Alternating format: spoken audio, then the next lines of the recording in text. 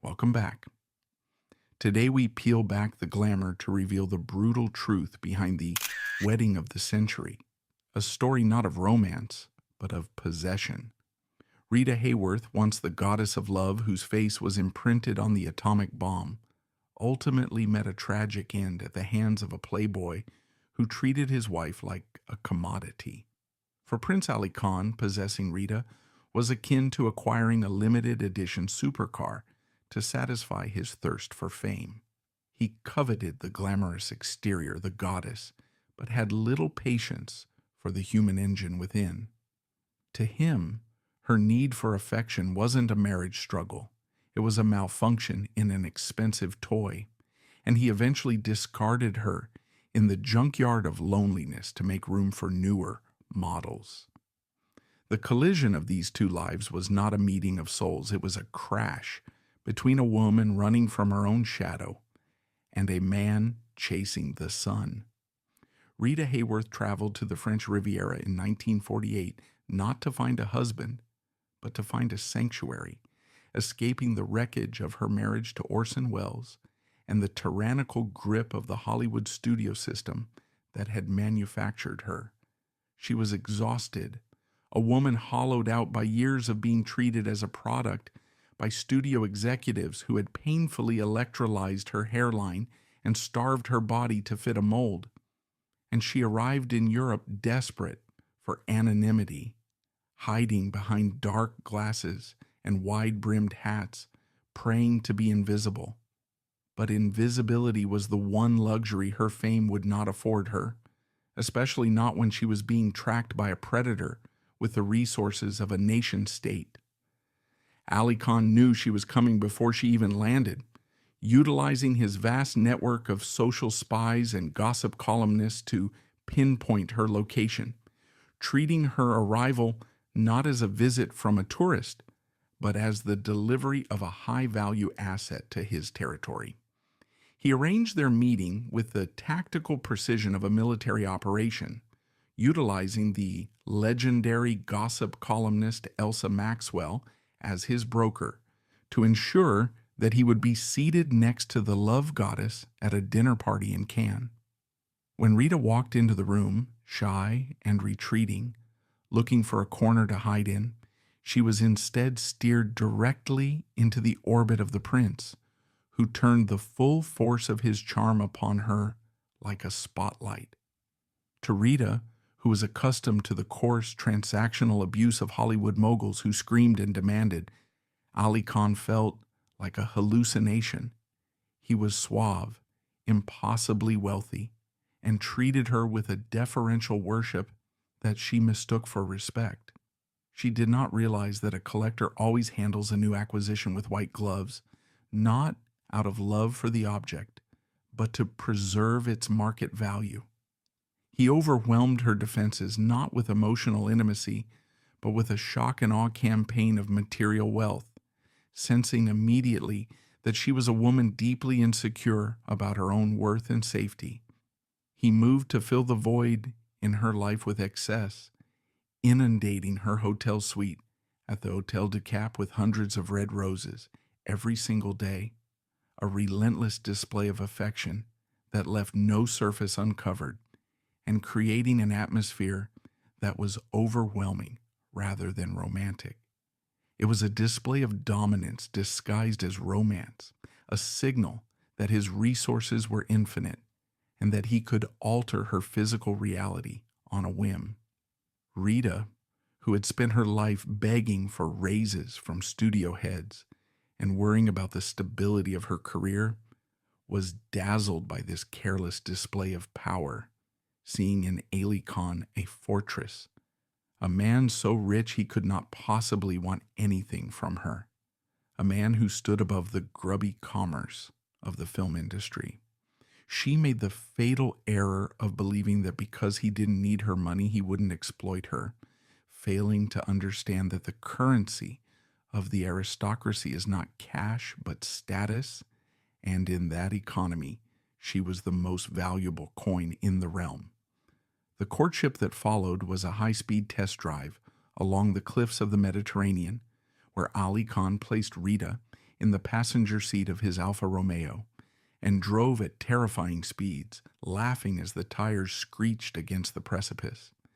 This was his world, a world of adrenaline and danger, and he wanted to see if his new acquisition could handle the pace. Rita was terrified, gripping the dashboard, her knuckles white, her heart pounding in her throat. But she forced a smile because she had been trained since childhood to please the men who held the wheel. She was playing the role of the adventurous companion, the Gilda he wanted her to be, suppressing the Margarita who just wanted to go home and read a book. Aly Khan, in his narcissism, misread her terror as exhilaration, believing he had found a woman who shared his appetite for destruction, when in reality he had found a woman who was simply too afraid to tell him to slow down. He whisked her away to his home, the Château de l'Horizon, a blindingly white modernist castle perched on the rocks overlooking the sea, a place that looked like a fairy tale from the outside, but functioned like a showroom on the inside. It was here that the dynamic of their relationship crystallized into its permanent form, the curator and the exhibit. Aly Khan did not want to be alone with Rita. He wanted an audience to witness his possession of her. He filled the chateau with his entourage, aristocrats, racing drivers, gamblers, and socialites, and paraded Rita in front of them like a prize heifer at a county fair.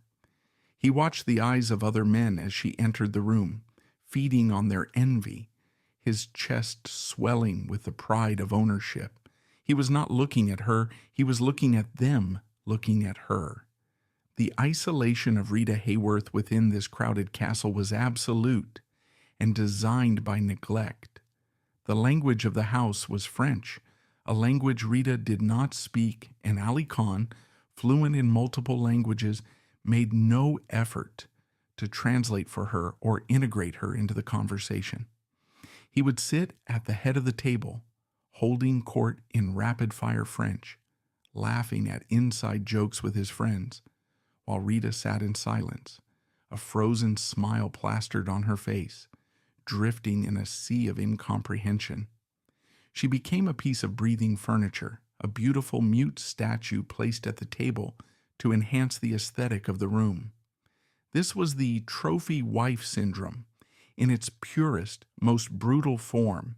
He wanted her presence, but not her voice. He wanted the image of the movie star, but not the inconvenient reality of the human being who needed to be spoken to. In the quiet moments when the guests were gone, the disconnect between the fantasy and the reality began to widen into a chasm. Aly Khan had bought the woman he saw in Gilda, the fiery, provocative temptress who could dominate a room with a single look. But in the privacy of the bedroom, he found himself with Margarita Cancino, a woman who scrubbed her face clean of makeup, wore flannel pajamas, and suffered from crippling anxiety. He was baffled and irritated by this discrepancy, treating her normalcy as a defect in the product. He would urge her to dress up, to wear the diamonds he bought her, to put on the face that the world loved, unable to comprehend why she would want to shed the skin of the goddess.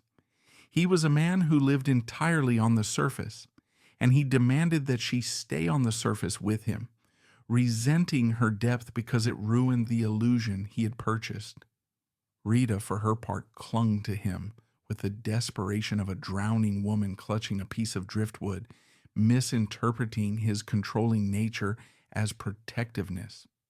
When he told her what to wear or how to do her hair, she told herself it was because he wanted her to look her best, not realizing he was curating her appearance to fit his brand. She was looking for a father figure, a replacement for the domineering men who had run her life since she was 12, and in Aly Khan, she found a man who was more than happy to take the reins. She surrendered her agency to him, letting him make the decisions, letting him drive the car, letting him define her reality, believing that submission was the price of safety. She did not see that she was trading the slavery of the studio contract for the slavery of the marriage license. She only saw that the cage was made of gold and overlooked the ocean. As the news of their affair broke, the world became a participant in this objectification, with the paparazzi swarming the Riviera like locusts, hungry for a glimpse of the scandal. Aly Khan did not shield her from this intrusion. He reveled in it. He loved the flashbulbs. He loved seeing his name linked with hers in the headlines of every newspaper from London to New York. He used her fame to amplify his own legend, turning their romance into a public spectacle. He would tip off photographers to their location, orchestrating candid moments that were actually carefully staged promotional events for the brand of Aly Khan. Rita, who hated the press and viewed the camera as a weapon that had been used against her, shrank under the glare, but Aly pushed her forward, always forward, into the light. The pressure mounted as Rita discovered she was pregnant, a development that accelerated the timeline of the acquisition and forced the transaction to a close. For a man like Aly Khan, the pregnancy was a double-edged sword. On one hand, it proved his virility and secured a potential heir with good lines, combining his royal blood with her aesthetic genetics. On the other hand, it threatened to ruin the sleek lines of his trophy. But the social pressure to legitimize the union was immense, not from a moral standpoint, but from a dynastic one. His father, the Aga Khan, demanded respectability, and so the machinery of the wedding of the century was set into motion. It was not planned as a celebration of love, it was planned as a coronation, a global event that would cement Aly Khan's status as the ultimate conqueror. The preparation for the wedding was a masterclass in dehumanization, with Rita treated less like a bride and more like a prop being prepped for a premiere. Designers were flown in to drape her in couture, jewelers arrived to hang heavy stones around her neck, and PR men scripted her statements. She was moved from room to room, poked and prodded, measured and fitted, her opinion rarely asked, her comfort never considered. She drifted through the chaos in a daze, medicating her anxiety with alcohol, a habit that Aly Khan encouraged because it made her more pliable, more fun, more like the party girl he wanted her to be. He didn't see a woman unraveling, he saw a mechanism that needed a little lubrication to keep running smoothly. The wedding day itself, May 27, 1949, was the culmination of the hostile takeover, a surreal spectacle that blurred the lines between reality and cinema. The Château de l'Horizon was transformed into a fortress of flowers and champagne. The swimming pool filled with gallons of eau de cologne to scent the air, a detail that speaks volumes about Aly Khan's obsession with artificial perfection. He wanted to control even the smell of the air she breathed. As they stood before the mayor of Vallauris, Rita looked stunned, her eyes glassy, visibly stunned, looking less like a bride and more like a victim. She spoke her vows in a voice so low it could barely be heard, while Aly Khan boomed his responses, projecting to the back of the room, playing to the gallery. The cutting of the cake remains the defining image of their union and the perfect visual metaphor for their dynamic. They did not use a knife, they used a glass sword, a weapon of war repurposed for a party. Aly Khan gripped the handle, his hand covering hers, guiding the blade with a force that was palpable, even in the grainy black and white newsreels. He was the operator. She was the instrument. He was cutting the cake through her. It was a violent, possessive gesture that signaled to the world exactly who was in charge. The press cheered, the flashbulbs popped, and the world swooned over the fairy tale, blind to the fact that they were witnessing a woman being locked into a display case. But a collector does not buy a masterpiece just to hide it in a vault.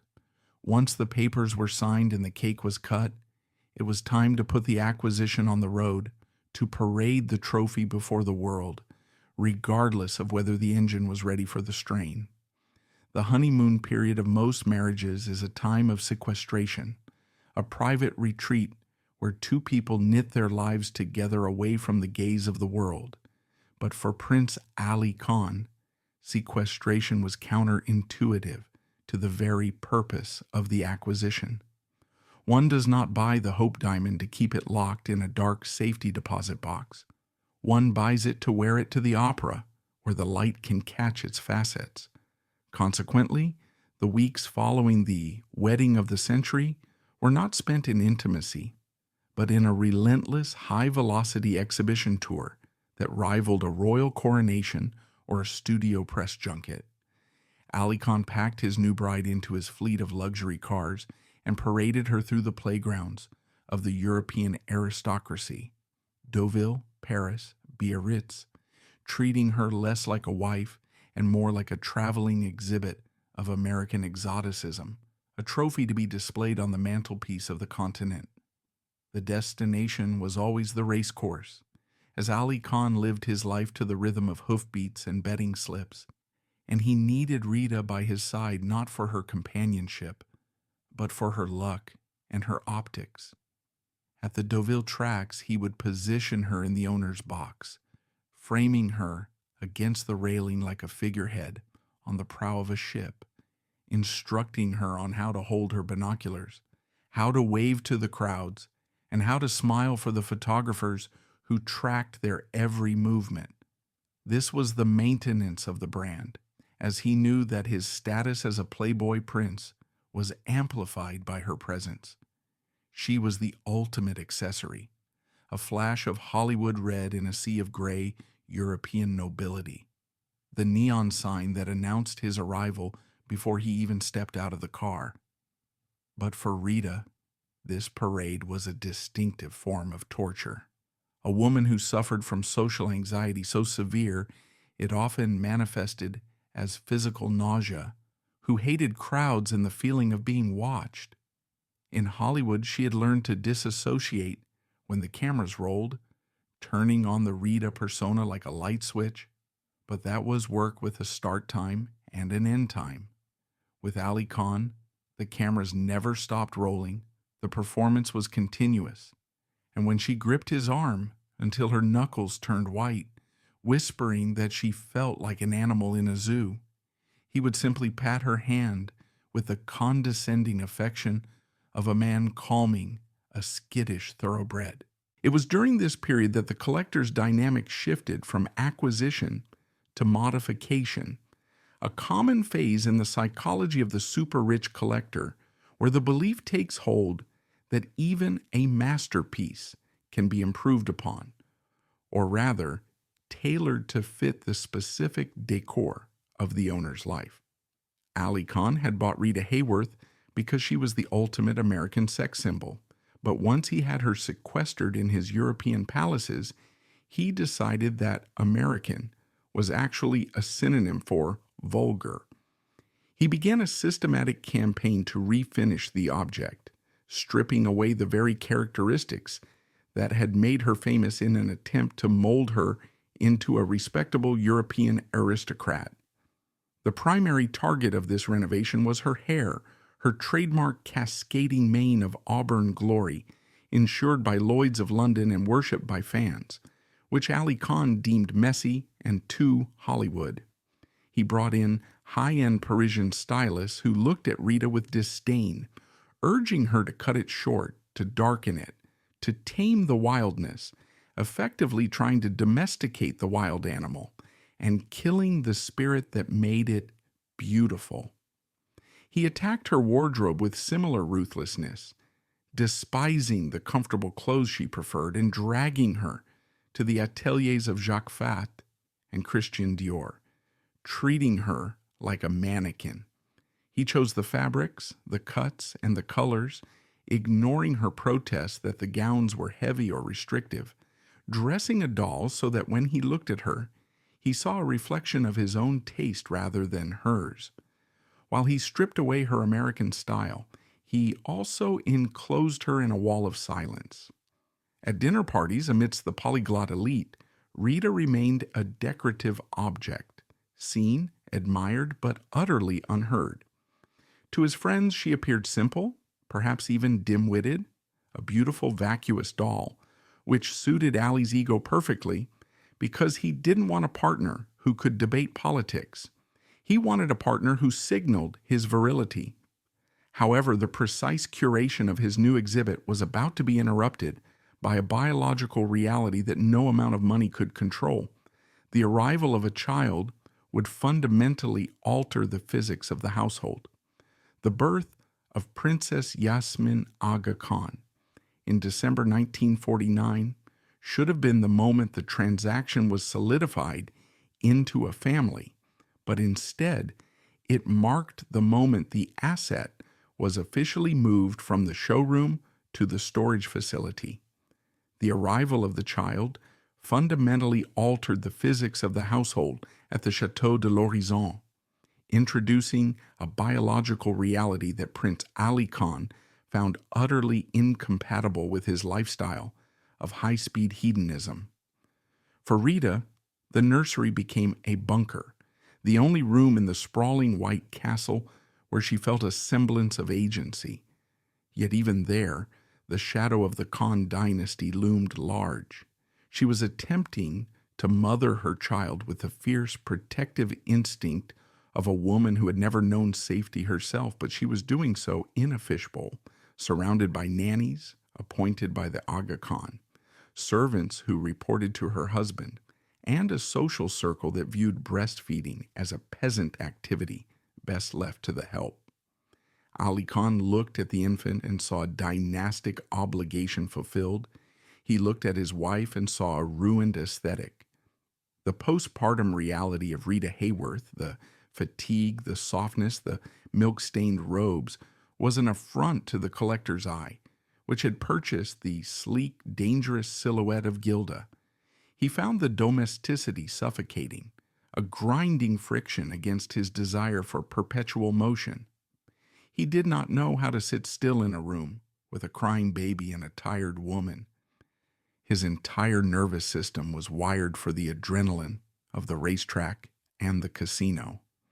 Consequently, his absences grew longer and more conspicuous, leaving Rita to pace the marble floors of the chateau, clutching her daughter, realizing that she had delivered the heir her husband required, and in doing so had rendered herself obsolete.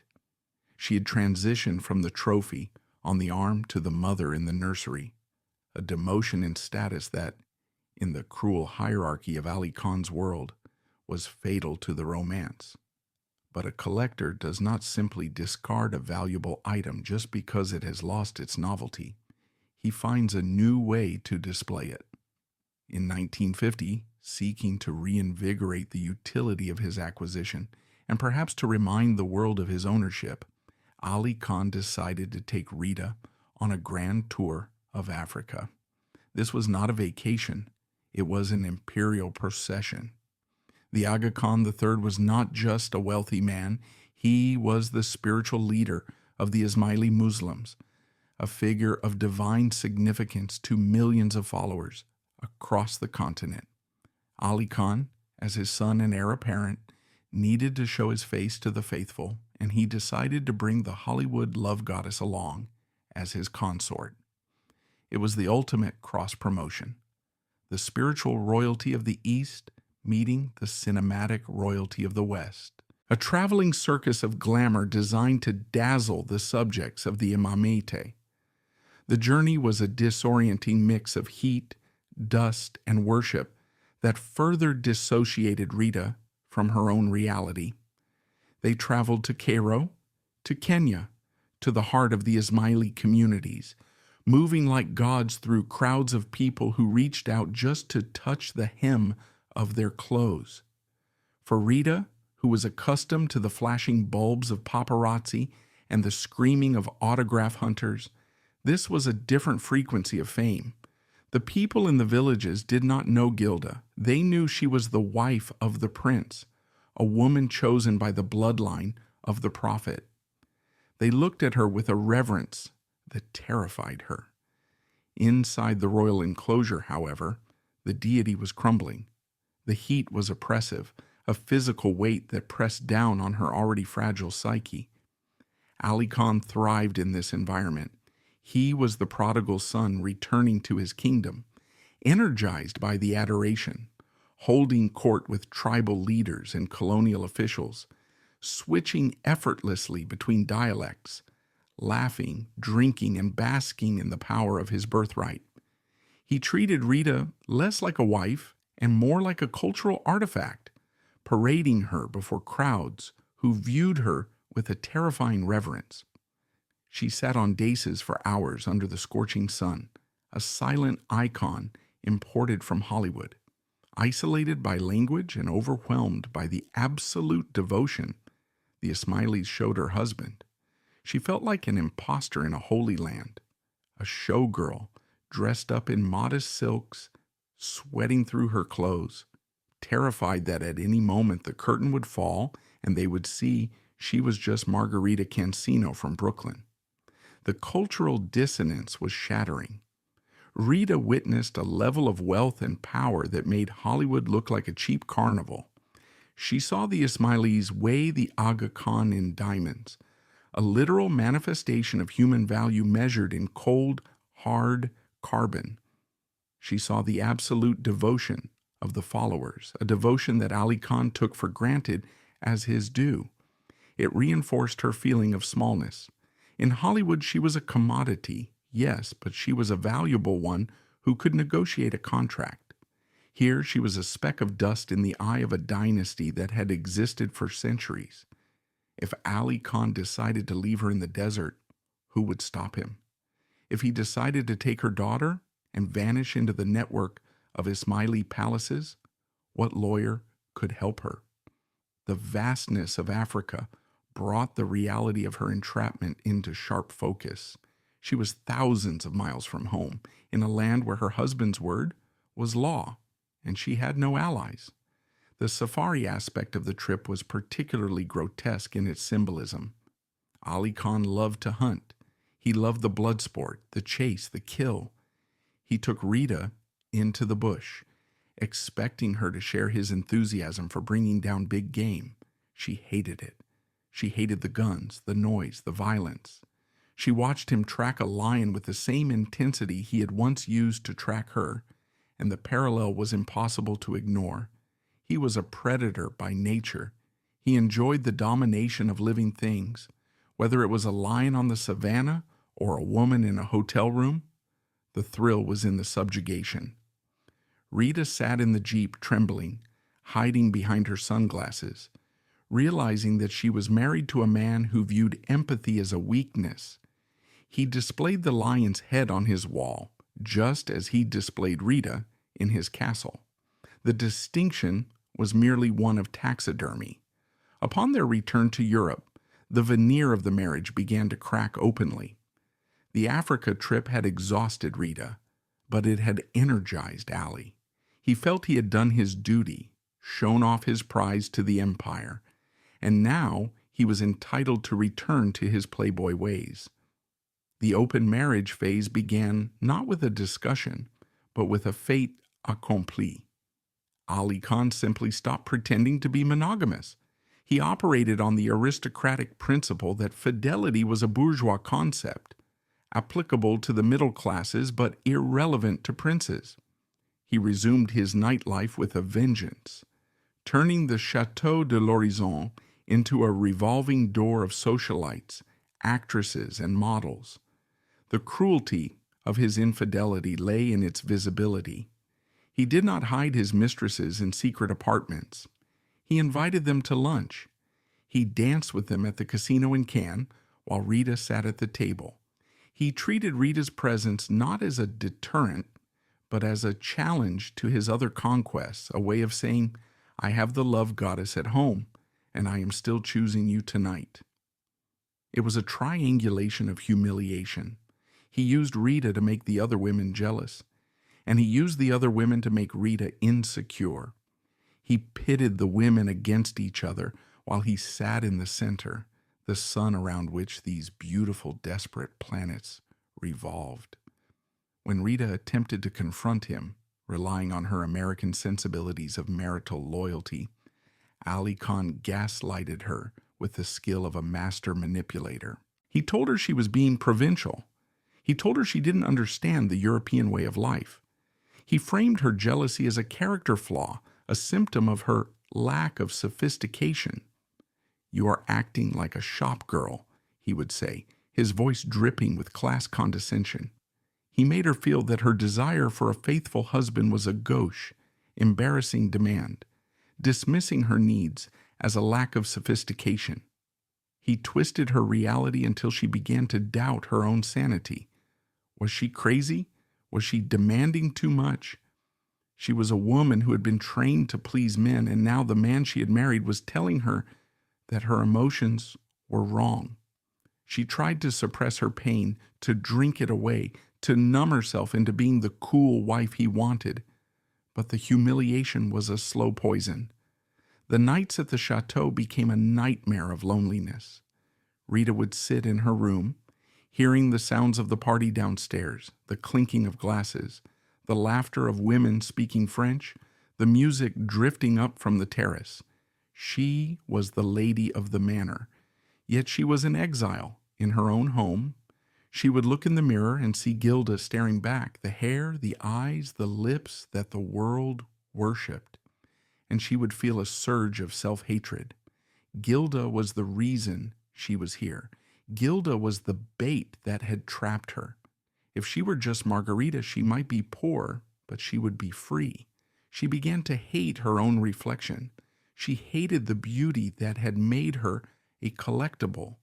She stopped caring about her appearance, wearing disheveled clothes, refusing to brush her hair, an act of rebellion against the curator who only valued her when she was polished. The atomic bomb metaphor that had haunted her career, her face on the weapon of mass destruction, now turned inward. The explosion was happening inside her skull. The alcohol became a necessity, a way to blur the sharp edges of the furniture and the sharper edges of her husband's indifference. She drank to forget that she was trapped.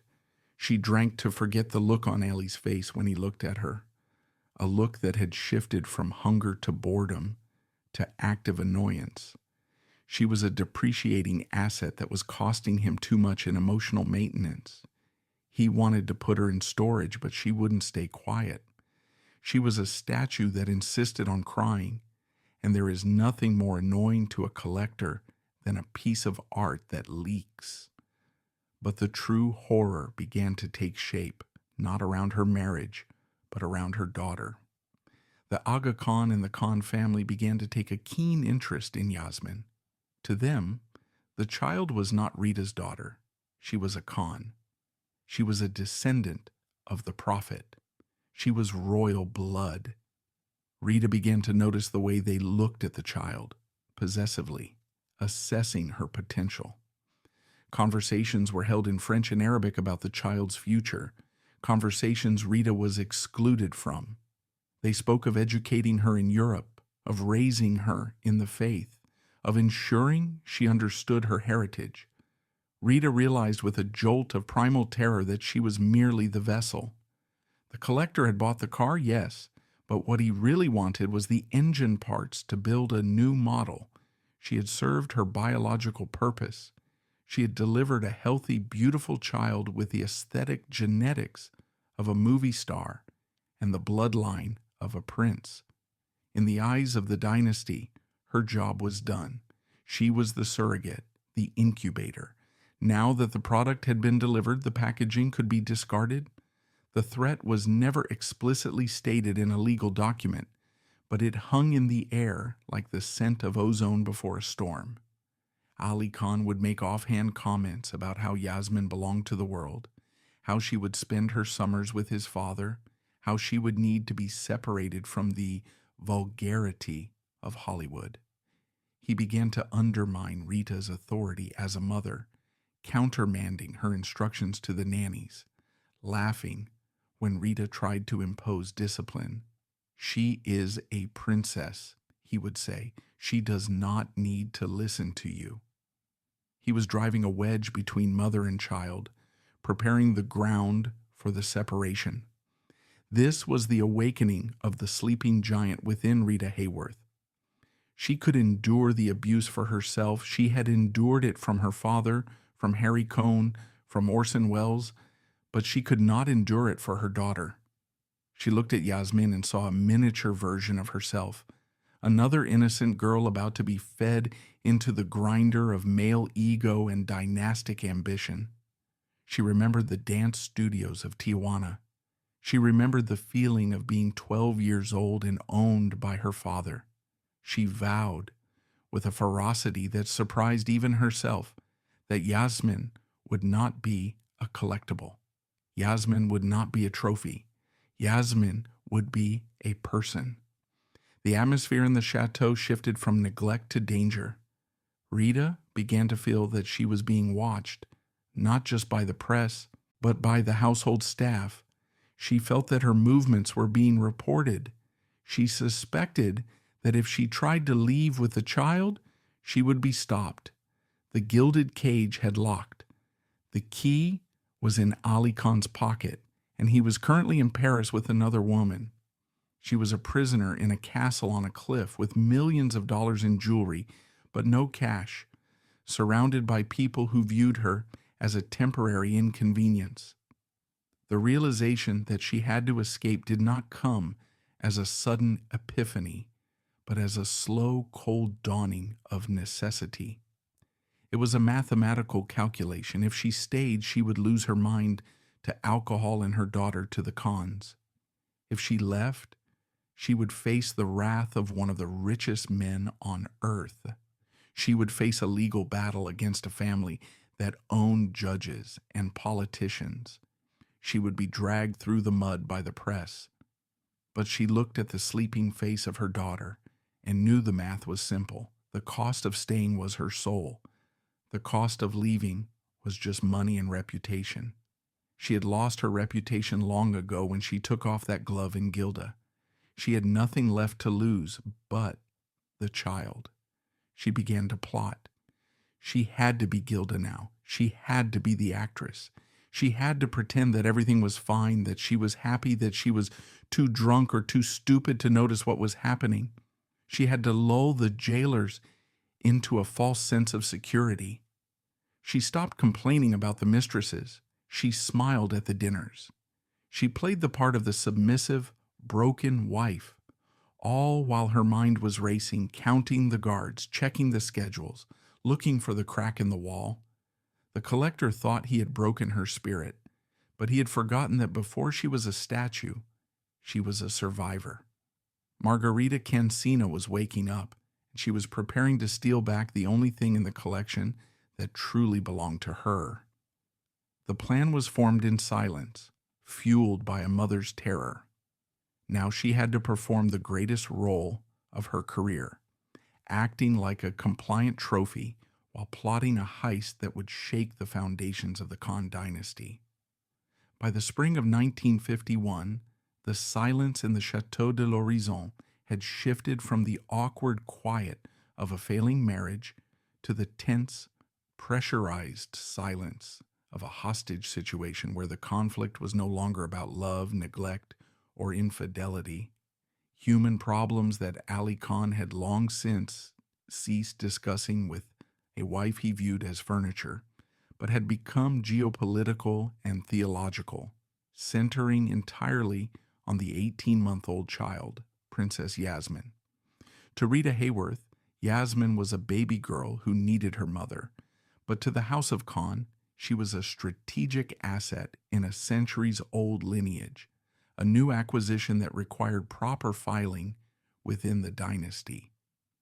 The Aga Khan III, Ali's father, began to exert a gravitational pull on the household, issuing directives that the child's education, religious instruction, and cultural assimilation must begin immediately, explicitly stating that she was to be raised in Europe and Africa, molded in the image of the Khans rather than the image of her mother. This dynastic directive was the final turn of the screw for Rita, who realized with terrifying clarity that her role as the incubator was officially concluding. The dynasty intended to extract the pearl and discard the oyster.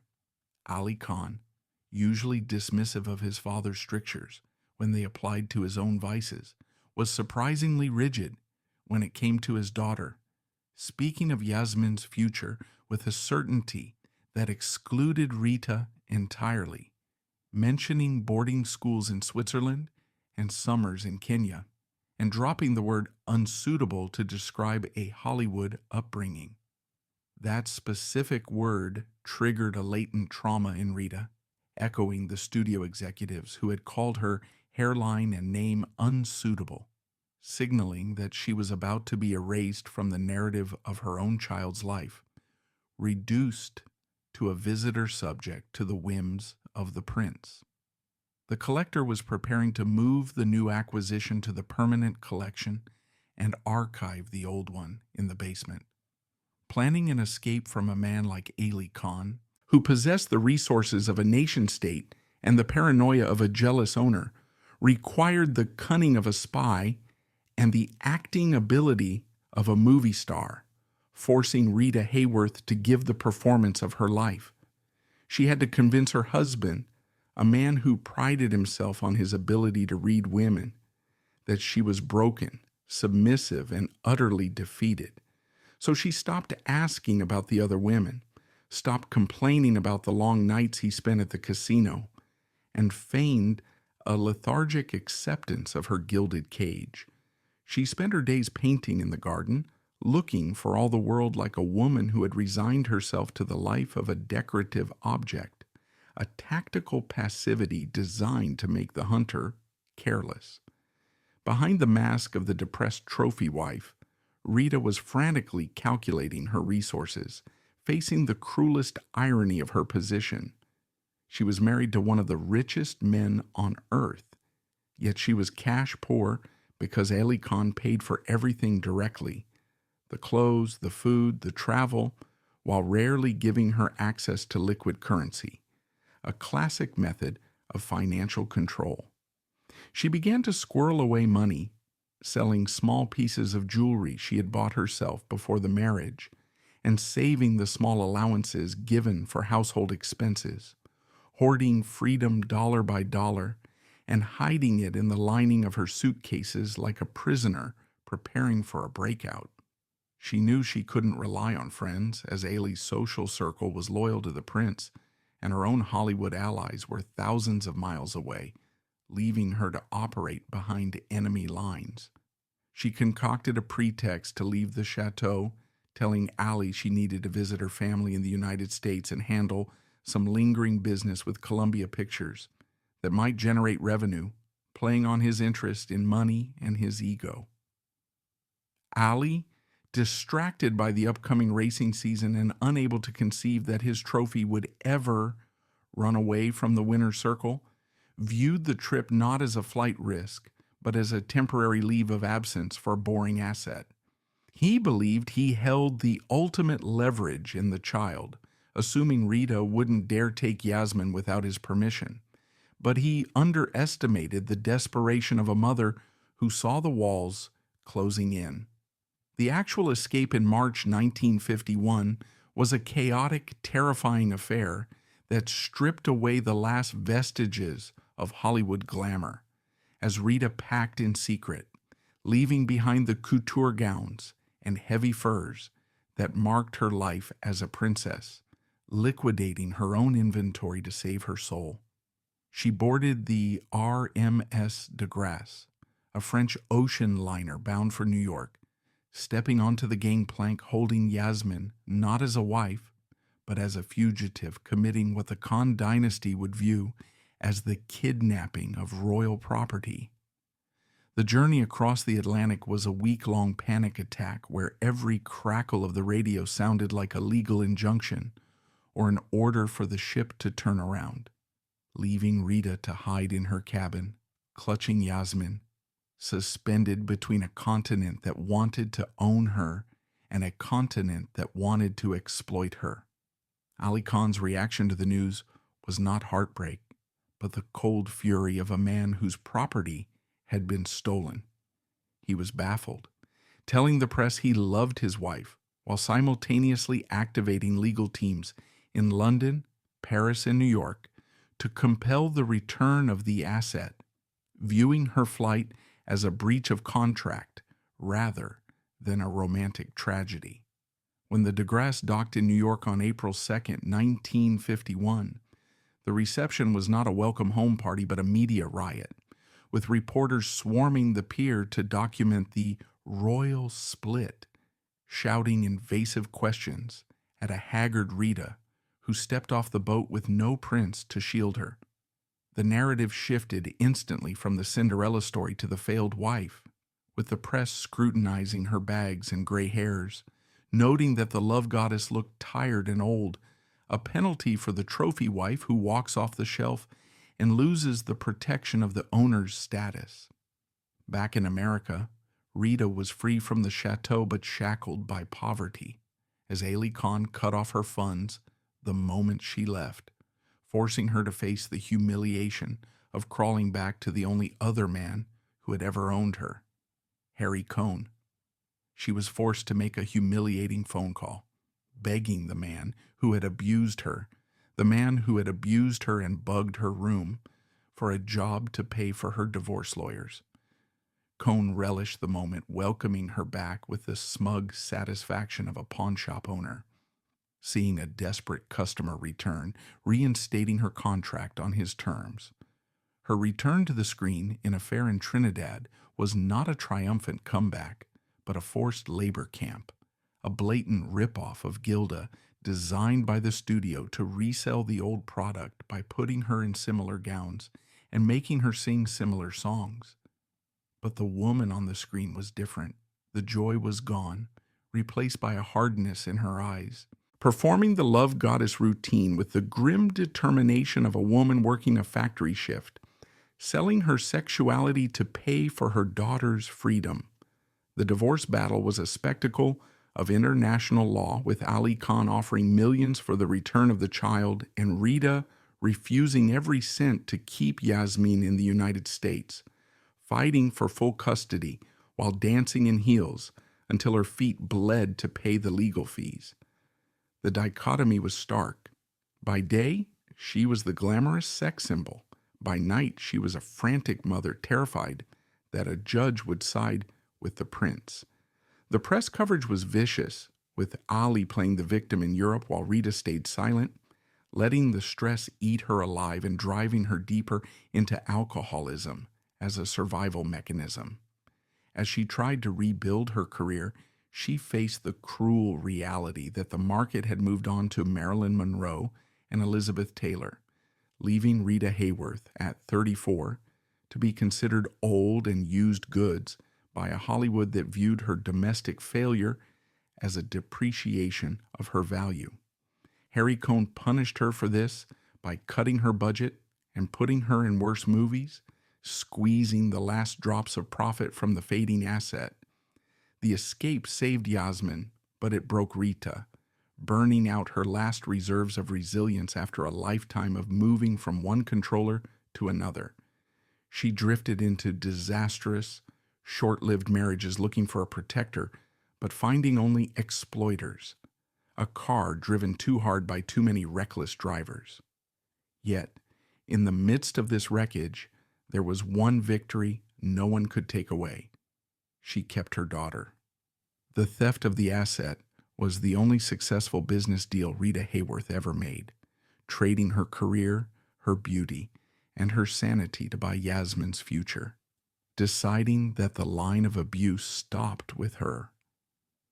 As she sat in her dressing room looking at the painted face of a goddess she no longer believed in, she knew she was broken, but she also knew that somewhere in a nursery in Los Angeles, her daughter was sleeping safely, far away from the glass swords and the scent of eau de cologne, and for the first time in her life, the object had outsmarted the collector, Rita had escaped the castle, but she had no fortress of her own, forcing her to crawl back to the only other industry that knew how to monetize her pain, an industry that was about to punish her for aging. The return to Hollywood was not a hero's welcome.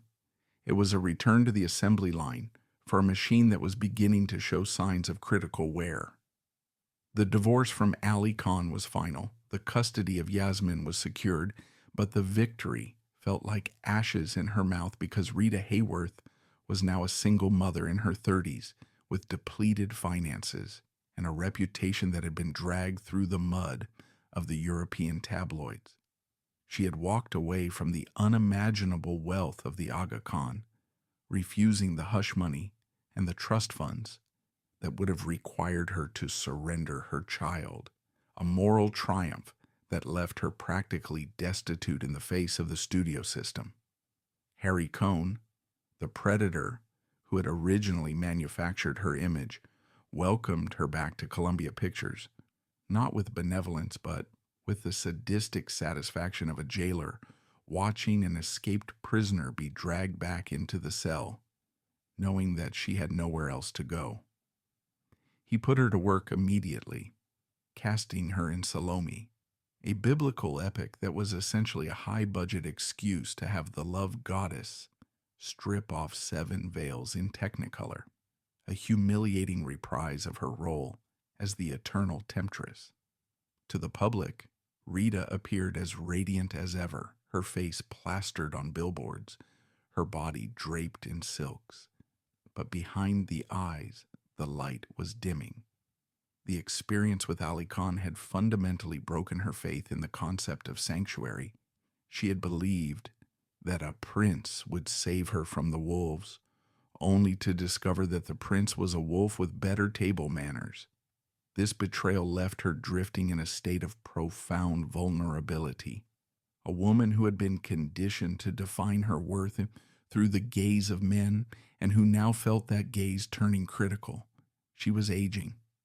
In the brutal calculus of 1950s Hollywood, a sex symbol over 35 was a depreciating asset, and Harry Cohn made sure she felt every increment of that depreciation.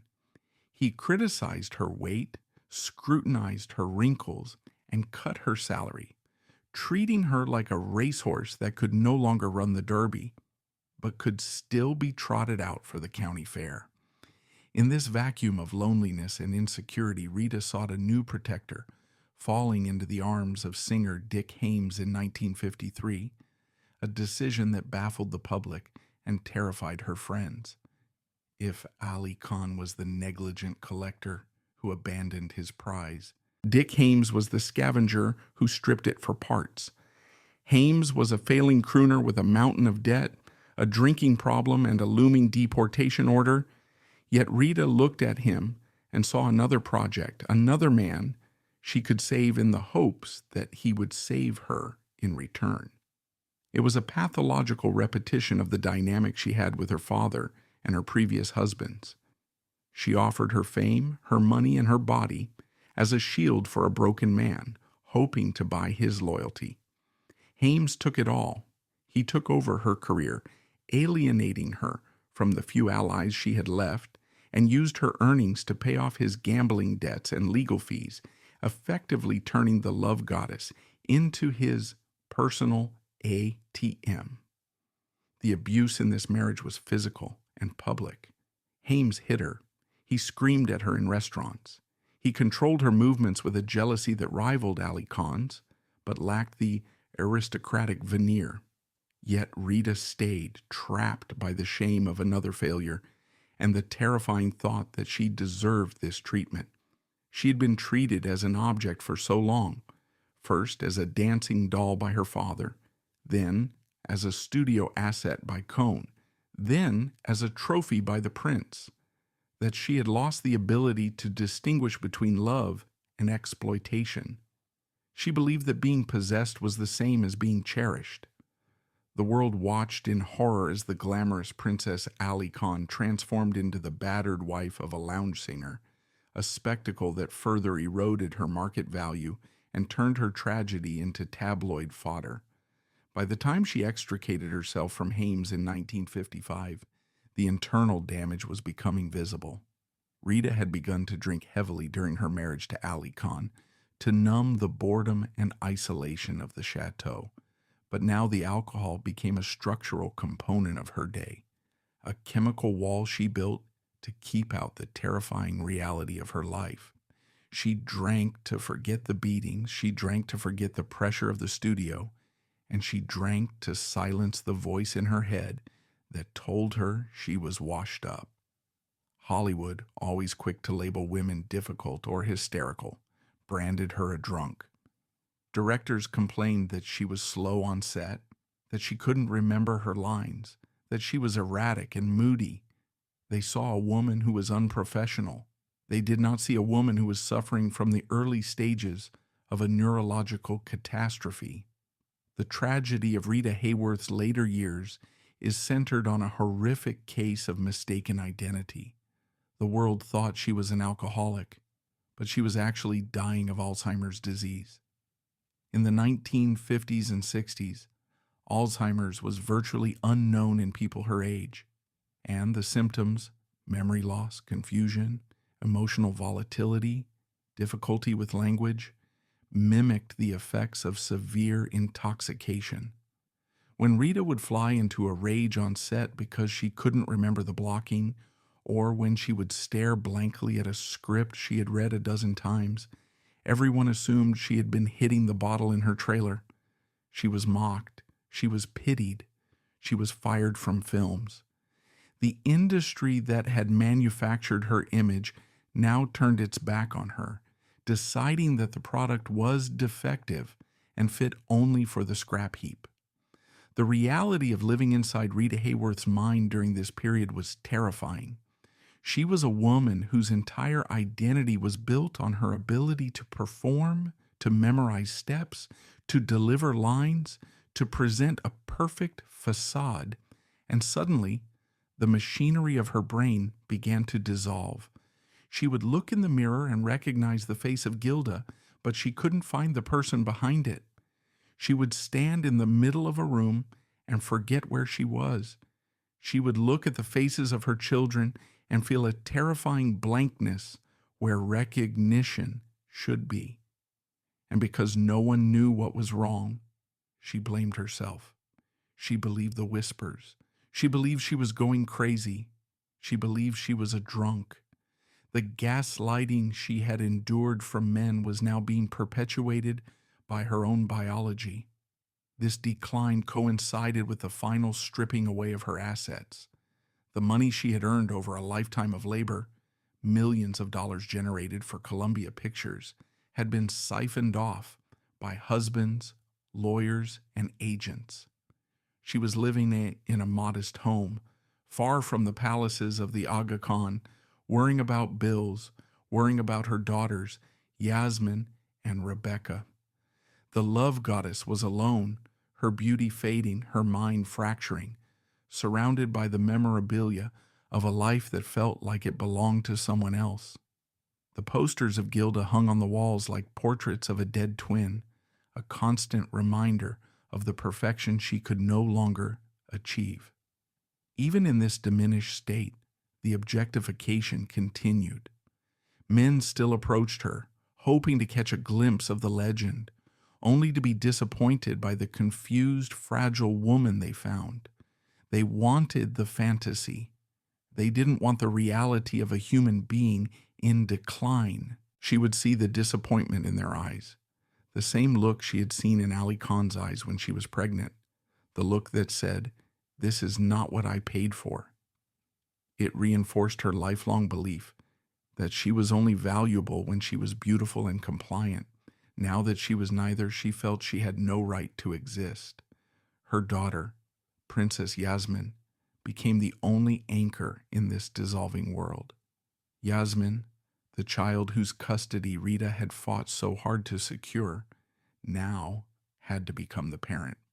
She watched her mother deteriorate, watched the brilliant, vibrant woman turn into a frightened child who needed to be fed and bathed. Yasmin realized that the erratic behavior, the rages, The silence were not the result of alcohol, but of a sickness that was eating her mother alive. It was Yasmin who finally pushed for a diagnosis, fighting through the doctors who dismissed Rita as a senile actress, finally uncovering the truth that gave a name to the horror. But by then the silence had already descended. The ultimate irony of Rita Hayworth's life is that she was the victim of a double erasure. First, Hollywood erased Margarita Cancino to create the fictional character of Rita Hayworth. Then Alzheimer's erased Rita Hayworth, leaving behind a shell that remembered nothing of the fame, the princes, or the dancing. The woman who had been the most photographed face in the world ended her life in a state of total anonymity within her own skull. She had spent her life being looked at, but she could no longer see herself. The mirror was finally empty. In the final years before the fog became absolute, there were moments of lucidity that were more painful than the oblivion. Rita would look at her old movies on television, watching the young electric woman singing "Put the Blame on Mame," and she would ask, "Who is that?" She didn't recognize the asset that Aly Khan had bought. She didn't recognize the weapon the military had painted on the bomb. She was finally free of Gilda, not through liberation, but through loss. The object had been broken so completely that it could no longer reflect the desires of men. Rita's story is not just a tragedy of a fading star, but of a woman who was never allowed to truly live. She was a resource mined by Hollywood and a trophy collected by a prince. When she passed in 1987, the transaction finally closed. The love goddess survived the auction block, but Margarita Cancino paid the ultimate price. In the end, Aly Khan left behind a legend of excess. Rita left behind the heartbreaking truth of a woman loved by millions, yet truly known by no one. Rita's story is a reminder that the brightest stars often cast the longest shadows, but history is filled with more silenced voices and forgotten legends. Which historical figure or untold tragedy should we investigate next? Let us know in the comments below. Subscribe, stay with us, and follow the trail of truth into the next chapter.